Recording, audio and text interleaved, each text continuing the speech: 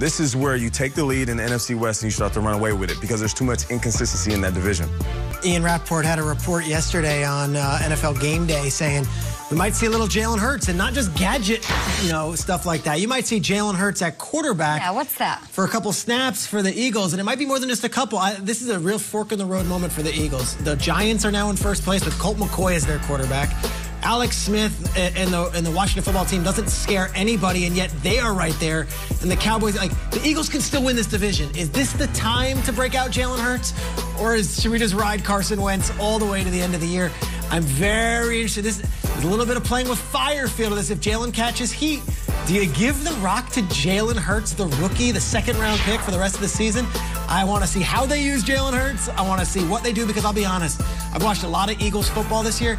Outside of the Jets and maybe a couple other of these teams that are the Jaguars, the Eagles might be the most frustrating team to watch in the entire NFL this season. So much talent on the field, can't get wins, and very often they come really close and they don't finish the deal. Jalen Hurts is a winner from college.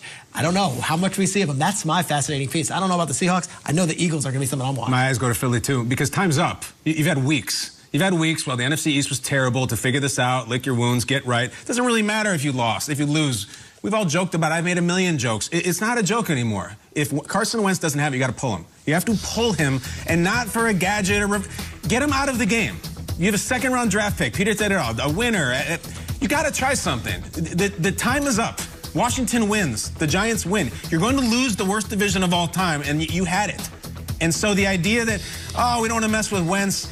Listen, Carson Wentz has been messed with in a million different ways, whether it's his backup or his knee, and he's still somehow recovered. You got to stop worrying about his feelings and start worrying about your team.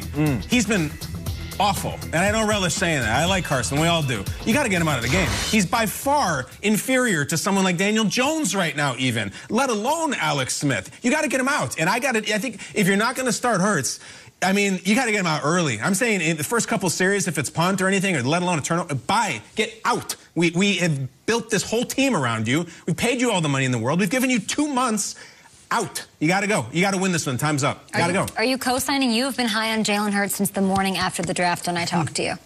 I don't believe Jalen Hurts right now is a better quarterback than Carson Wentz, but you have to mix it up.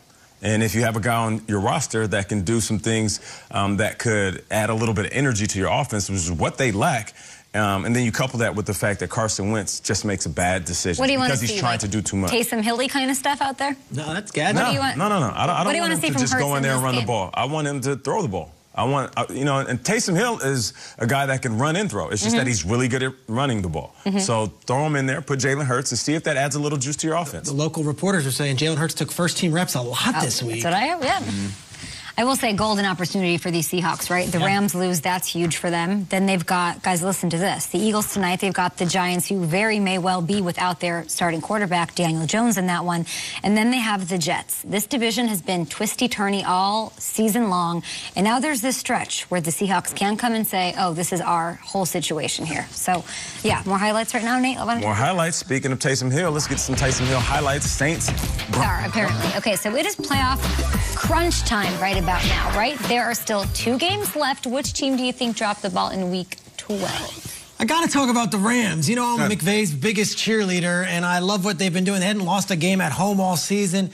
Here come the 49ers, who have just owned the Rams the past 2 seasons. I don't know if Kyle Shanahan just has mind control over McVay because they used to work together back in Washington or what.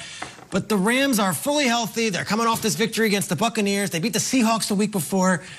And Jared Goff cannot take care of the ball. There's turnovers galore, and I've never heard Sean McVay in a press conference like I heard him last night. He was extremely blunt. He says, our quarterback has got to take better care of the football. Felt like the Rams just could not get going. And what a credit to the 49ers. Deebo Samuel, outside of Tyreek Hill and A.J. Brown, might have been the best receiver in football yesterday. Javon Kinlaw and Kerry Hyder were flying all over the field. And Nick Mullins walked into SoFi Stadium and just came out there and was the better quarterback in a battle between 2 NFC West teams in a must-win for the Rams. That goes from being, hey, we might have home field throughout the playoffs and #1 seed to now being back in the wild card again.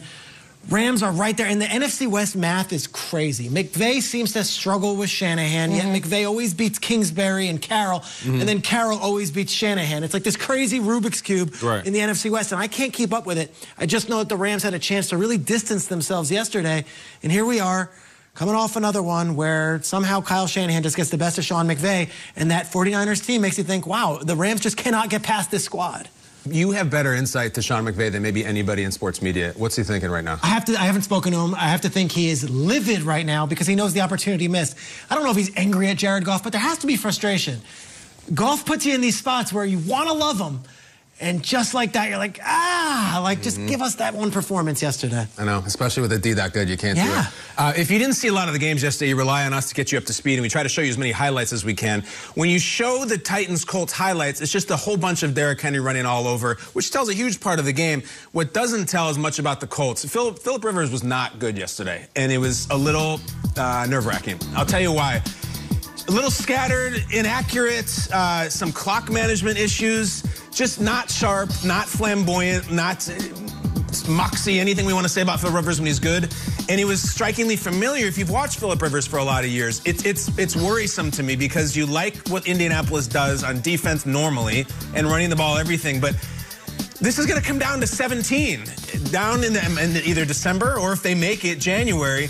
And I just am never convinced that guys who have been in the league that long really change. Like, Roethlisberger is going to be himself. Phil's going to be himself. Rodgers. You see some guys who switch teams, the Tannehill types, and they change their game. I just don't know if Phillip Rivers is going to have the steady hand. I've seen that guy yesterday, and he's good, and he tries hard, but it's just erratic, and it makes me very nervous. It was like if you were a Colts fan and your worst fears about Rivers and big moments and playoff shortcomings, you got a little shade of it yesterday. Maybe it's an anomaly. Maybe he has changed. I hope he has. But to get stomped that badly, the Derrick Henry issues were one thing, but Rivers didn't have an answer. At home. And in division, at home, this point of the season, you want to have them all worked out. I'm not writing them off. It's just a little bit worrisome for me. For me, it's the Cardinals who dropped the ball. You would expect the Arizona Cardinals to beat Cam Newton and the Patriots, who are struggling just to find any little bit of offense. We saw Cam Newton's numbers, and they weren't impressive at all. They don't have a wide receiver that can step up and really scare you. But the Cardinals didn't slam the door on these guys. The Cardinals didn't go out there and do what they do best. And I thought to myself, after their offense struggling a little bit, that Kyler Murray is going to take over and say, let me put the team on my back and start running. And it just didn't happen. It never happened. And now you got a team who has lost 3 out of the last 4. And if it wasn't for DeAndre Hopkins putting on a superhero cape, snatching a Hail Murray, then they would have 4 losses in a row. Yeah, that's... So there was this moment where we were hyping up. No bueno. Excuse me, there was this moment where we thought that Kyler Murray was the MVP. And we're not even having that conversation anymore. And as volatile as the NFC West is, they got to get it together. I know we're excited about that Christmas game that we're going to see between the 49ers and the Cardinals because there will be playoff implications behind that game. But if they don't figure it out before then it's going to be tough for them. So true, but I think that, Kyle, you'd agree with me, no loss was...